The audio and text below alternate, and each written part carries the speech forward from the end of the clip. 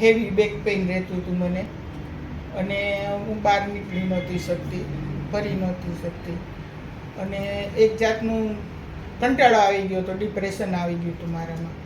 અને ખૂબ બધા ચેકઅપો કરાયા, જાત જાતના ટેસ્ટ કરાયા, ઘણા બધા ડૉક્ટરોને બદલ્યા, પણ કાંઈ ઠેકાણ ના પડ્યું. પછી મિત્તલબેનમાં આવ્યા એક વખત, અને એમને મેં બતાવ્યું. એમણે તો આવતા વેત જ હોમલી મને આમ ટ્રીટ કરી કે આંટી શું પ્રોબ્લેમ છે, શું નહીં.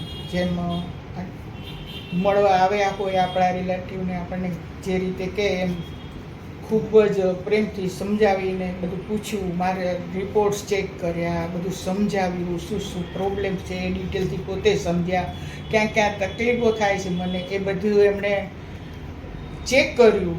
પછી ગાઈડન્સ આપ્યું કે તમને આવો પ્રોબ્લેમ છે, તમે ફિકર ના કરો, તમે આટલી એક્સરસાઇઝ કરશો તો તમે થઈ જશો વ્યવસ્થિત, એ માટે તમારે ક્યાંય જવાની જરૂર નથી. પછી એમણે મને બધી એક્સરસાઇઝ બતાવી અને કઈ રીતે કરવી એ પણ બતાડ્યું, અને એમને ડેમો કર્યું મારી જોડે કે ચલો તમે કરો, હું તમને બતાવતી જાઉં. અને એમણે એવી રીતે મને સરસ રીતે બધું સમજાવ્યું, તો એનાથી મને ઘણું સેટિસ્ફેક્શન થયું.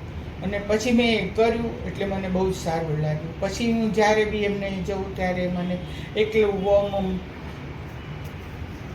એ કહેવાય ને કે એક જાતનું આત્મીયતાથી મળે મને, અને બધું સરસ ઘરના પર્સન હોય એવી રીતે આપણને સમજાવે, પ્રેમથી વાત કરી અને આપણને બધું કરી. અડધી તકલીફ તો એમાં જ દૂર થઈ જાય આપણી.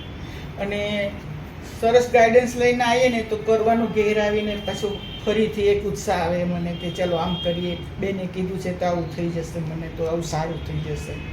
અને એ નાતે બધું આજે મિત્તલબેને એમનું રિહેબ સેન્ટર ખોલ્યું છે, મને ઘણો આનંદ થયો, બહુ જ ગમ્યું મને કે એમને સરસ તરક્કી મળે. હું વેલકમ કરું. Thank you so much. Mittal's Rehab and Advanced Physiotherapy and Rehabilitation Center in Ahmedabad.